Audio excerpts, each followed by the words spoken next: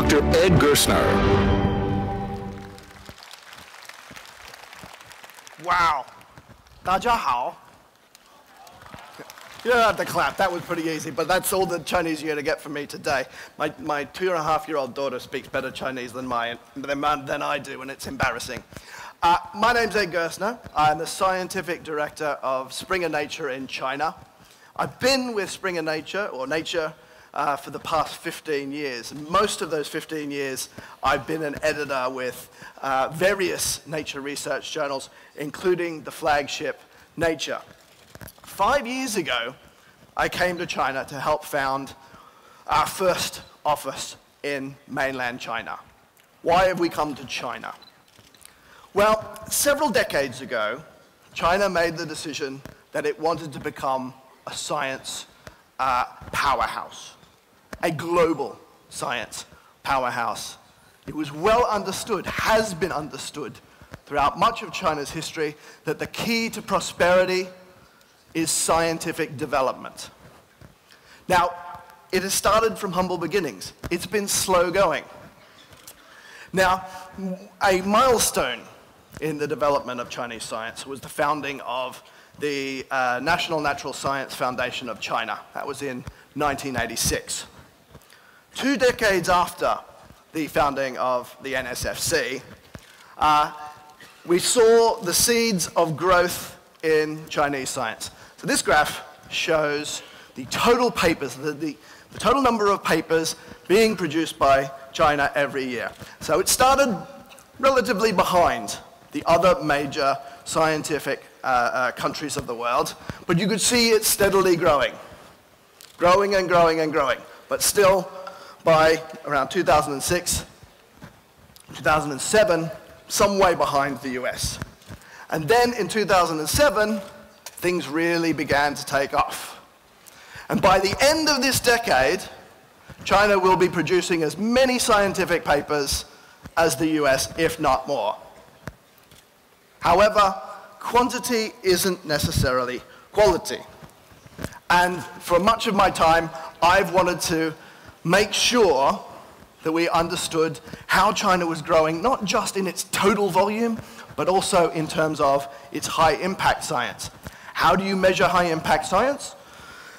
One measure is just to look at the success of Chinese researchers in getting published in journals like Science, in journals like Nature, and other nature research journals. So again, in the second decade after the founding of the NSFC, we saw green growth, green shoots of growth.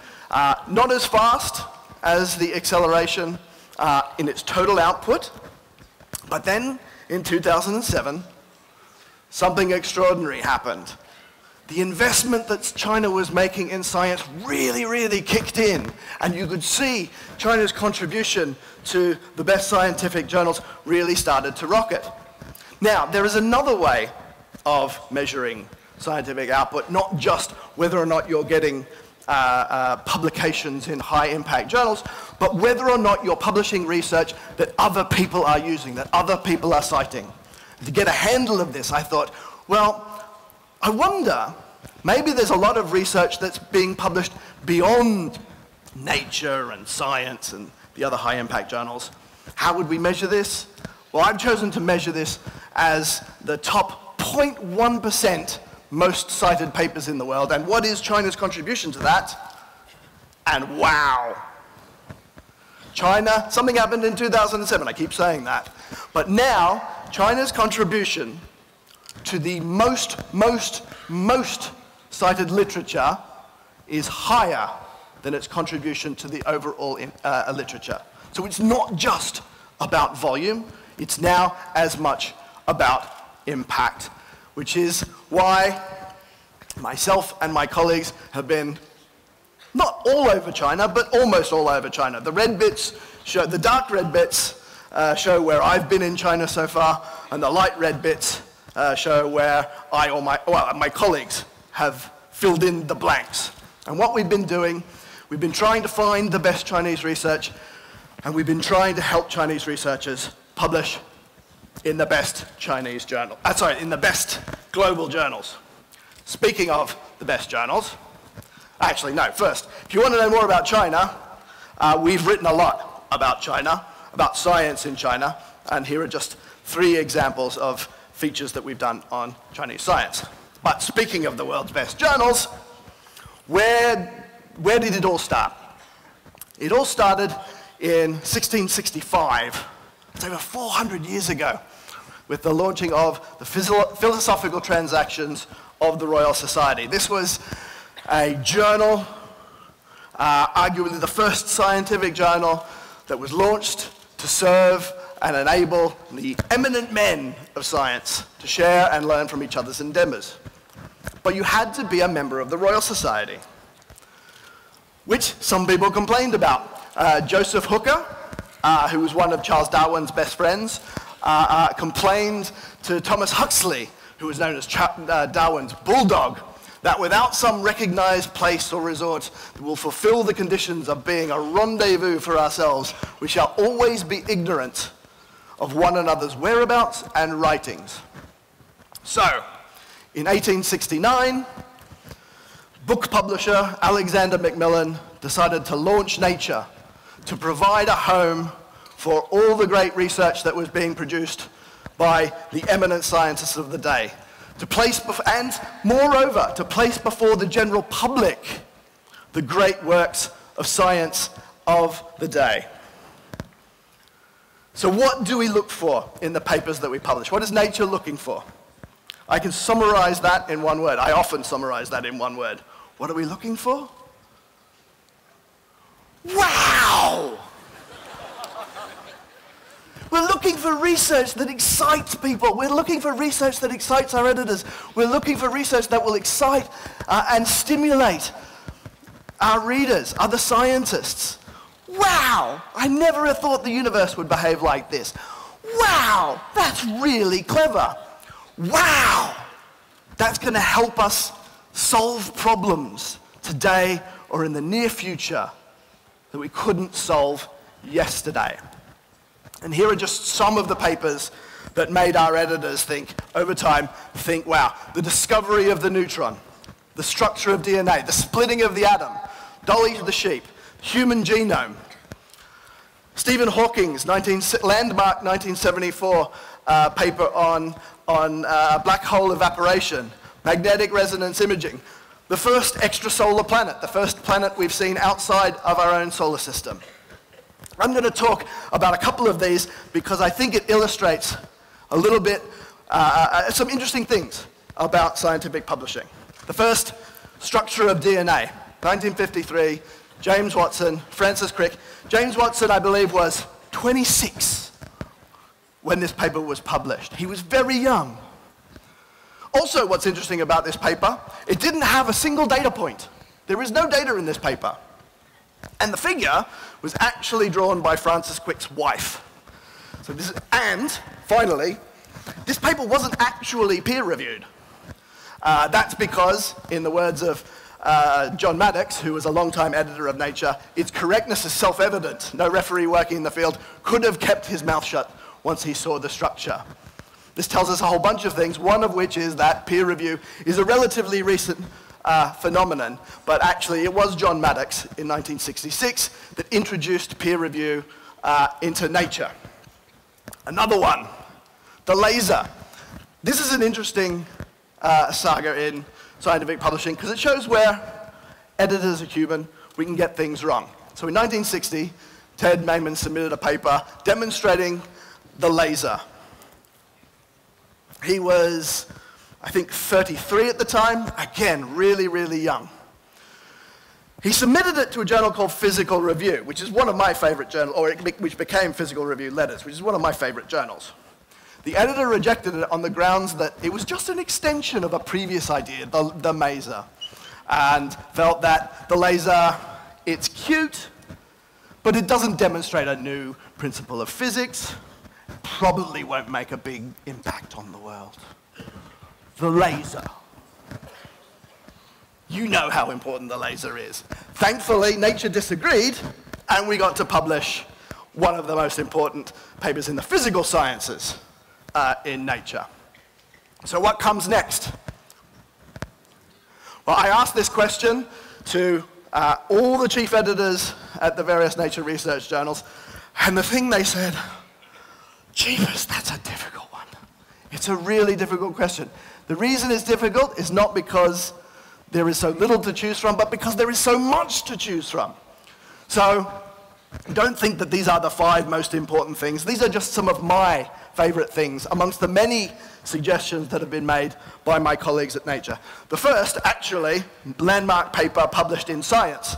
I thought I should give them a shout out. A lot of the citations that have been made, as well as Cell, but it seems that we get too much press. But Science is publishing good things as well, of course.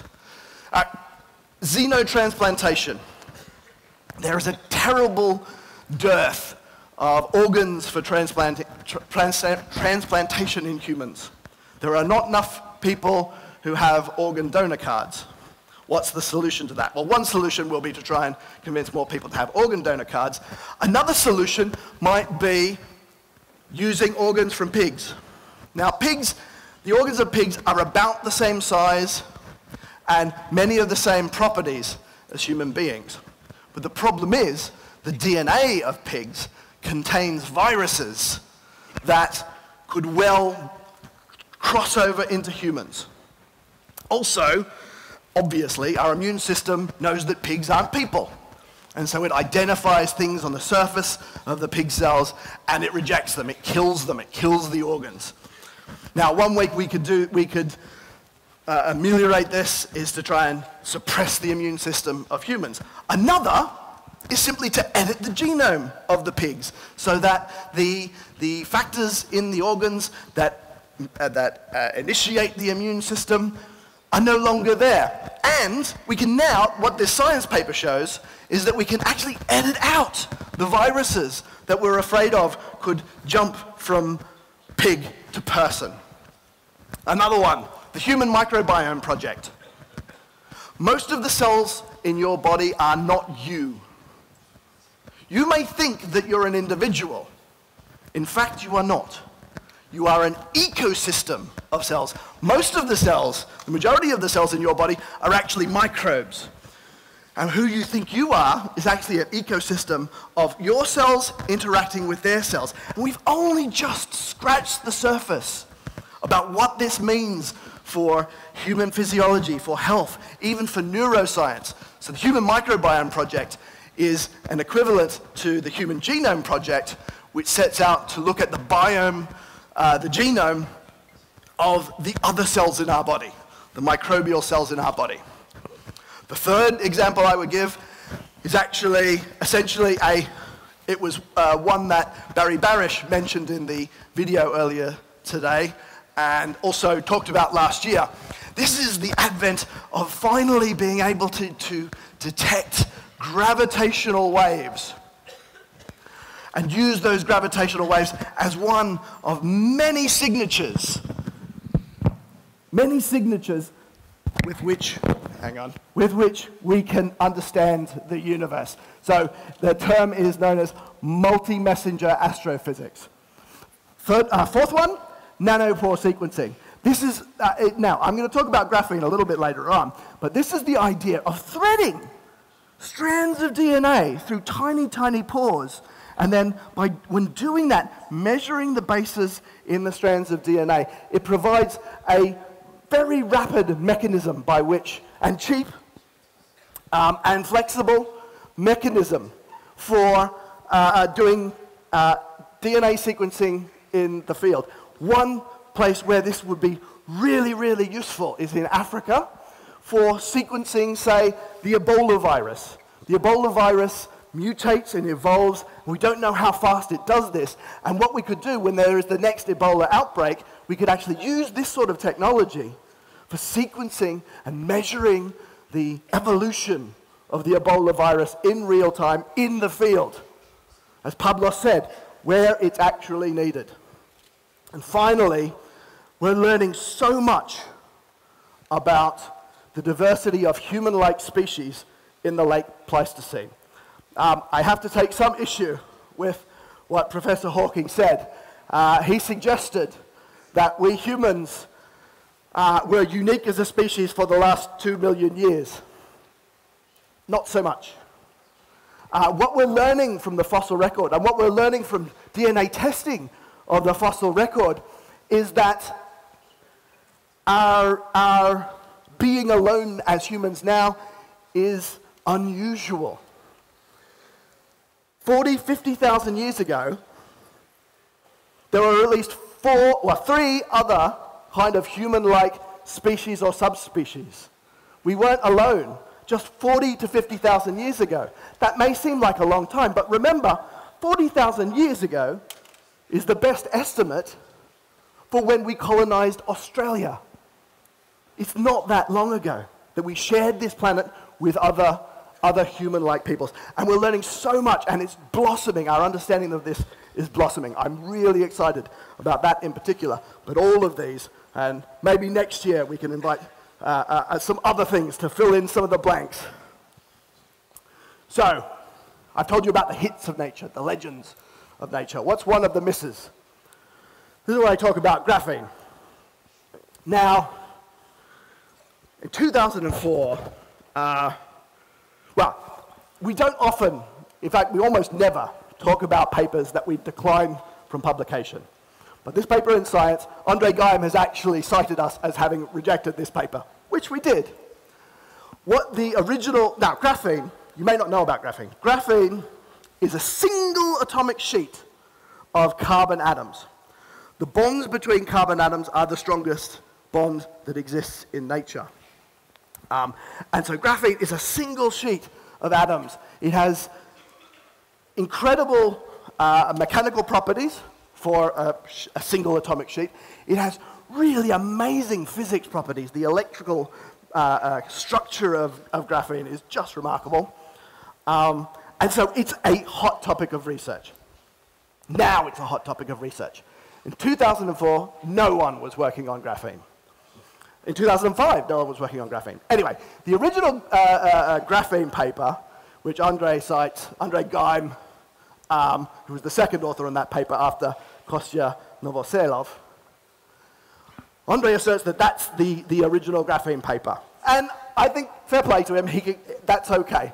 Why did we reject the original graphene paper? The reason that we rejected the original graphene paper is because the evidence was too slight.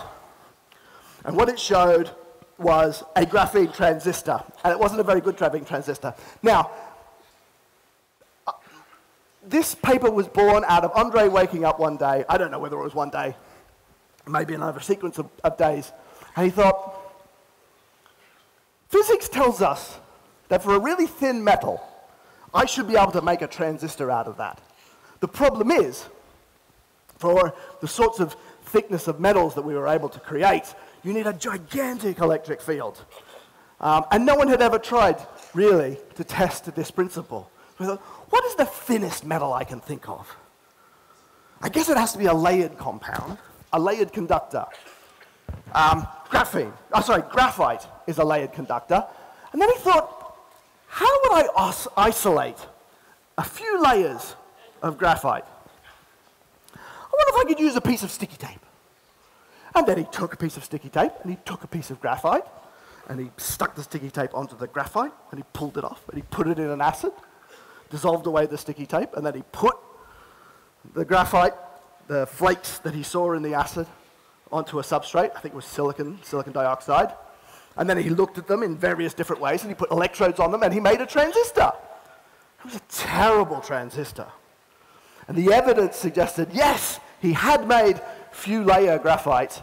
There was some evidence to suggest that he'd made graphene, which is a single sheet of graphite. And in hindsight, he definitely did isolate a single sheet of graphite, but we didn't know at the time. A year later, he did manage to isolate bigger sheets of graphite, and he found something really, really extraordinary.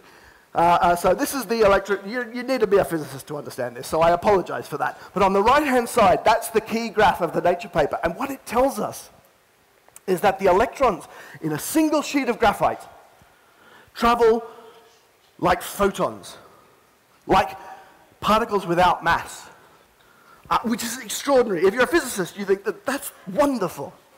And that's the reason why we published in Nature. But there's an addendum to this story. Now, there are two graphs in this. The main graph, shows what is known as the unconventional quantum Hall effect in a single layer of graphene. Now, the reason that physicists think that's amazing is because it's been shifted up by half a conductance quantum. So that's why physicists are interested.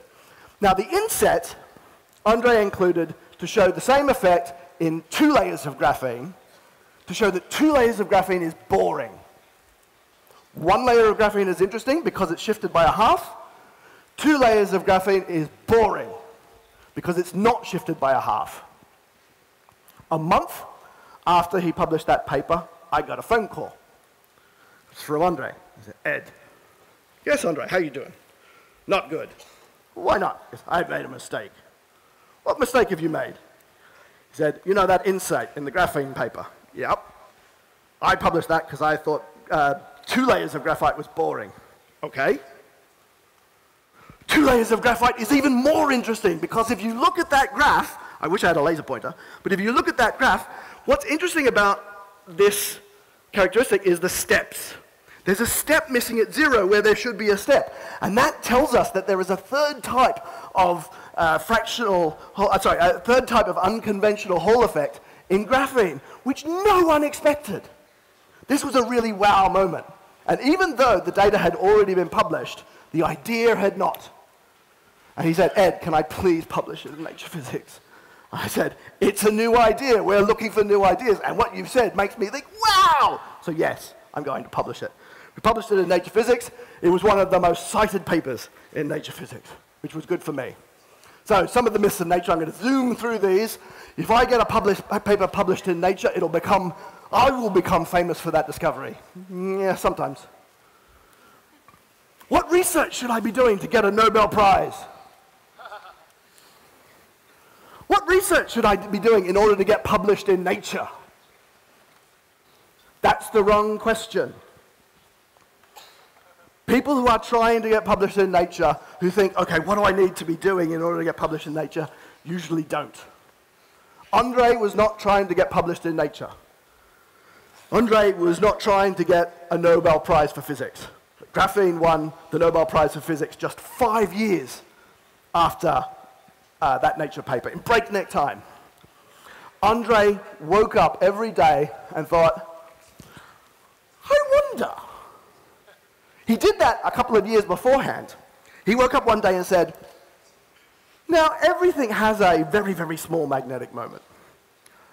I wonder, could I levitate a frog in a sufficiently large magnetic field? Now that doesn't sound like a very scientific thought, but it is a principle that we knew should work, but no one's ever tried it. It was his curiosity that drove him to this, and when he discovered, or when he showed that you could levitate a frog, he won the Ig Nobel Prize, which I think is just as cool as the Nobel Prize, because there are fewer of them.